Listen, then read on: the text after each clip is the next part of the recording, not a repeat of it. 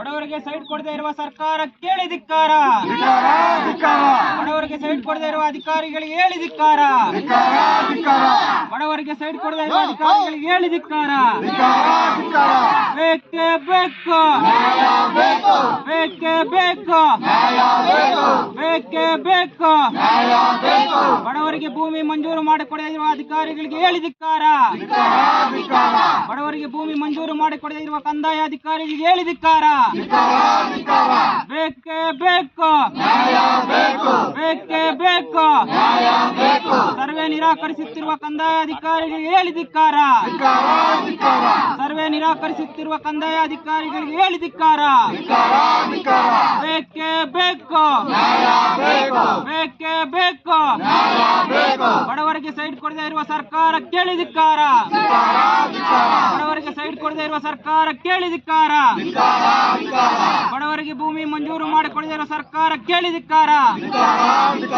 ಬೇಕೇ ಬೇಕು, ಬೇಕೇ ಬೇಕು.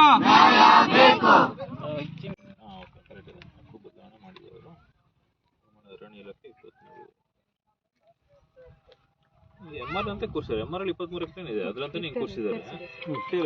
58 ಎಕರೆ ಇರಬೇಕಲ್ಲ ಸರ್ ಒಂದು ಹೆಕ್ಟೇರ್ಸ್ ಅಲ್ಲಿ ಇಟ್ಟಿದ್ದಾರೆ ಸರ್. ಅದು ಎಕರೆ ಕನ್ವರ್ಟ್ ಮಾಡ್ಕೊಂಡ್ರೆ 23 ಹೆಕ್ಟೇರ್ ಇರಬೇಕು ನೋಡಿ ಸರ್.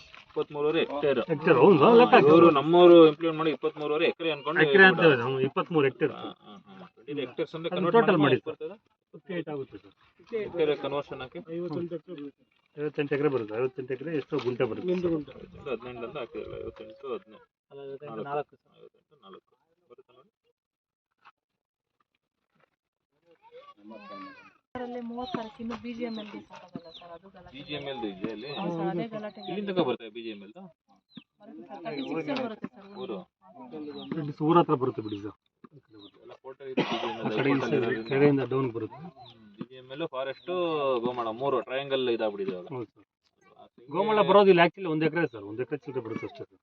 ಬರೀ 1 ಎಕರೆ ನಮ್ಮ ಗೋಮಾಳನೇ ಗೋಮಾಳನೇ ಇಲ್ಲ ಸರ್. ಈಗ ನಾವ್ ಹೇಳೋದೇನಂದ್ರೆ ನಮ್ದು ಎಷ್ಟು ಇದೆಯೋ 58 ಎಕರೆ 4 ಗುಂಟೆ ಅದ್ರ ಬಿಟ್ಟು ಮಿಕ್ಕಿದ್ ನೀವು ತಗೊಳ್ಳಿ ಸರ್.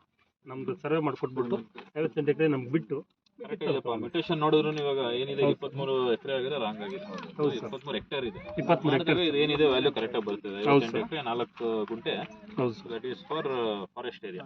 ಉಳಿಕೆ ಗೋಮಾಳ ನಮಗೆ 1 ಎಕರೆ ಅದು ಬಿಟ್ಟಕ್ಕೆ ಅದು ಇಲ್ಲಿದ್ದು ಯಾರಿಗೆ ಬರುತ್ತೆ ಮಂಜೂರ ಅದು ಸೆಕೆಂಡ್ರಿ. ಬಟ್ ನಿಮ್ ಪರ್ಪಸ್ ಸಾಲ್ವ್ ಅಲ್ಲ ಇವಾಗ ಇಲ್ಲಿ ಇರೋದು 48 ಒಂದು 7 ಎಕರೆ ಇದೆ ಸರ್. ಅಲ್ಲೊಂದು ಇದೆಯಾ? ಹೌದು ಸರ್. 7 ಎಕರೆ ಇದೆ.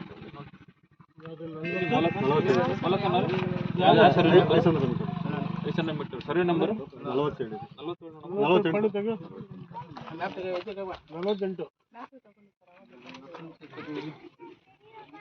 ಪಕ್ಕ ಇತ್ತು ಅಂದ್ರೆ ಆಲ್ಟರ್ನೇಟ್ ಅರೇಂಜ್ಮೆಂಟ್ ನೋಡ್ಬೋದು ಅಲ್ವಾ. ಈ ಜಾಗ ರೋಲ್ಡ್ ಔಟ್ ಇದೆ ಮೀಟರ್ ಅಲ್ಲ, 500 ಮೀಟರ್. ಸರ್ವೆ ನಂಬರ್ 147ಕ್ಕೆ ಇವತ್ತೊಂದು ಸರ್ವೆ ಕಾರ್ಯ ಮಾಡಿ ಅಂತ ಒಂದು ಮೆಮೊ ಹಾಕಿದ್ವಿ. ಅಂತ ನಮ್ಮ ಟೀಮ್ ಬಂದಿದ್ದಾರೆ. ಬಡವರಿಗೆ, ದೀನ ದಲಿತರಿಗೆ, ನಿವೇಶನ ರೈತರಿಗೆಲ್ಲ ಒಂದು ಜಾಗ ಮಾಡಿ ಅವ್ರಿಗೊಂದು ಅನುಕೂಲ ಮಾಡೋದಕ್ಕೋಸ್ಕರ ಒಂದು 5 ಎಕರೆ ಗುರ್ಸಿ ಅಂತ ನಾವು ಮೆಮೊ ಕಳಿಸಿದ್ವಿ. ಇವತ್ತು ಸರ್ವೆಗೆ ಬಂದಿದ್ದಾರೆ. ಸರ್ವೆಗೆ ಬಂದಾಗ RTC ಬೇಸಿನ ಮೇಲೆ ಒಂದು 23 ಎಕರೆ ಒಂದು ಗೋಮಾಳ ಇದೆ ಅಂದ್ಕೊಂಡು ಬಂದಿದ್ದಾರೆ. ಸ್ಪಾಟಿಗೆ ಬಂದಾಗ ಫಾರೆಸ್ಟ್ ಅವರು ಬಂದು ಅವರು ತಿಳಿಸ್ಕೊಟ್ಟು ಮ್ಯೂಟೇಷನ್ ತೋರಿಸಿದಾಗ ಹೆಕ್ಟೇರ್ಸ್ ಹೋಗಿ ಹೆಕ್ಟೇರ್ಗೂ ಕನ್ಫ್ಯೂಷನ್ ಆಗಿ ಅದು RTC ಇನ್ಕಾರ್ಪೊರೇಟ್ ಆಗಿಲ್ಲ. 23 ಎಕರೆ ಅಂತ ತೋರಿಸ್ತದೆ. 23 ಹೆಕ್ಟೇರ್ ಅಂದರೆ 58 ಎಕರೆ ಚಿಲ್ಲರೆ ಬರ್ತದೆ. ಅವಾಗ ನಮಗೆ ಆ ಗೋಮಾಳದ ಉಳಿಕೆ ಸುಮಾರು 1 ಎಕರೆ ಉಳಿದಷ್ಟೇ. ಸೊ ನಮಗೆ ಇಲ್ಲಿ ಮಿನಿಮಮ್ ಒಂದು 5 ಎಕರೆ ಬೇಕು. ಈ ಜಾಗದಲ್ಲಿ ಒಂದು ಎಕರೆ ನಮಗೇನು ಯಾವುದೇ ರೀತಿ ಯೂಸ್ ಇಲ್ಲ ಈ ನಿವೇಶನ ರೈತರಿಗೆ ಮನೆ ಕಳಿಸೋಕ್ಕೆ. ಹಾಗಾಗಿ ಒಂದು ಸರೌಂಡಿಂಗಲ್ಲಿ ಒಂದು 2-3 ಇದನ್ನು ನೋಡಿ ಅಂತ ಹೇಳಿದ್ದೀನಿ. ಸರ್ವೆ ನಂಬರ್ಸು ಐಡೆಂಟಿಫೈ ಮಾಡಿದ್ದೀವಿ. ಅದನ್ನು ನಮ್ಮ VARI ಮತ್ತು ನಮ್ಮ ಆಫೀಸ್ ಟೀಮ್ ಎಲ್ಲ ಹುಡುಕ್ಬಿಟ್ಟು ಏನೋ ದುರಸ್ತಿ ಯಾರಿಗಾರು ಗ್ರ್ಯಾಂಟ್ ಆಗಿದೆಯಾ, ಮಂಜೂರಿ ಬೇರೆ ಯಾರಿಗಾರು ಇದಾಗಿ ಅಂತ ಚೆಕ್ ಮಾಡ್ಕೋತೀವಿ. ಫಸ್ಟು ಚೆಕ್ ಮಾಡಿ ಕ್ಲಿಯರ್ ಕಟ್ ಆ ಥರದ್ದು ಏನಿಲ್ಲ, ಪ್ಯೂರ್ ಗೋಮಾಳ ಅಂತ ಇದ್ದರೆ ಆವಾಗ ಆ ಜಮೀನಲ್ಲಿ ಒಂದು ಸರ್ವೆ ಕಾರ್ಯ ಕೈಗೊಂಡು ಗುರ್ಸ್ಬಿಟ್ಟು ಆಮೇಲೆ ಮುಂದಿನ ಕ್ರಮ ಕೈಗೊಂಡು. ಎಷ್ಟು ದಿನ ಒಳಗಡೆ ವ್ಯವಸ್ಥೆ ಮಾಡಿಕೊಡ್ತೀವಿ? ಆಗುತ್ತೆ, ಅದು ಗುರ್ಸ್ಬೇಕು. ಫಸ್ಟ್ ಲ್ಯಾಂಡ್ ಐಡೆಂಟಿಫೈ ಆಗಬೇಕು. ಅದೆಲ್ಲ ಸ್ವಲ್ಪ ಆಫೀಸಲ್ಲಿ ಫೈಲ್ಸ್ ಎಲ್ಲ ತೆಗಿಸ್ಬೇಕು. ರೆಕಾರ್ಡ್ ರೂಮಲ್ಲಿ ಇರ್ತದೆ. ಮೂಲ ಮಂಜೂರಾತಿ ಕಡತಗಳು ಹುಡುಕ್ಬೇಕಾಗ್ತದೆ. ಇಲ್ಲ ಒಂದು ವಾರ 15 ಸಾವಿರ ಬೇಕಾಗ್ತದೆ ಮಿನಿಮಮ್ ನಮಗೆ. ಹಾಗೆ ಆದಷ್ಟು ಶೀಘ್ರದಲ್ಲೇ ನಾವು ಪರಿಹಾರ ಮಾಡ್ತೀವಿ. ಜೈ ಭೀಮ್. ಇವತ್ತೇನು ಕೆಜಪ್ ತಾಲೂಕಿನ ಬೇತ್ಮಂಗ್ಲ ಹೋಬಳಿಯ ಟೀಗೋಲಲ್ಲಿ ಗ್ರಾಮ ಪಂಚಾಯತಿ ಬರುವಂಥ 500 ಮೀಟೂರು ಗ್ರಾಮದಲ್ಲಿ ಸಾಕಷ್ಟು ಜನ ಬಡವರು, ದಲಿತರು ಮತ್ತು ರೈತರಿದ್ದಾರೆ ಅಂತ ಹೇಳ್ಬಿಟ್ಟು ಸುಮಾರು 1 ವರ್ಷದಿಂದ ಅಂಬೇಡ್ಕರ್ ವೇದಿಕೆ ಕರ್ನಾಟಕ ಸಂಘಟನೆ ಕಾರ್ಯಕರ್ತರು ಏನು ತಾಲೂಕು ಕಚೇರಿ ಮುಂಭಾಗ ಆಗಿರ್ಬೋದು ಮತ್ತು ಸ್ಥಳದಲ್ಲಿ ಹೋರಾಟ ಮಾಡಿದ್ದೇವೆ. ಈ ಹೋರಾಟಕ್ಕೆ ಇವತ್ತು ಕಂದಾಯ ಅಧಿಕಾರಿಗಳು ಮತ್ತು ತಹಸೀಲ್ದಾರ್ ಸಾಹೇಬರು ಕೂಡ ಬಂದು ಸರ್ವೆ ಮಾಡಿದ್ದಾರೆ. ಇದು ಫಾರೆಸ್ಟ್ ಜಾಗಕ್ಕೆ ಹೋಗುವ ಕಾರಣದಿಂದ ಬೇರೆ ಸರ್ವೆ ನಂಬರ್ನಲ್ಲಿ ಏನು ಜಾಗವನ್ನು ಗುರುತಿಸಿ ಬಡವರಿಗೆ ಮತ್ತು ಸೈಡ್ ಕೊಡ್ತೀವಿ ಅಂತ ಹೇಳ್ಬಿಟ್ಟು ಒಂದು ಭರವಸೆ ನೀಡಿದ್ದಾರೆ. ಆ ಒಂದು ನಿಟ್ಟಿನಲ್ಲಿ ಒಂದು ಹೋರಾಟವನ್ನು ನಾವು ಕೈ ಬಿಡ್ತಾ ಇದ್ದೀವಿ.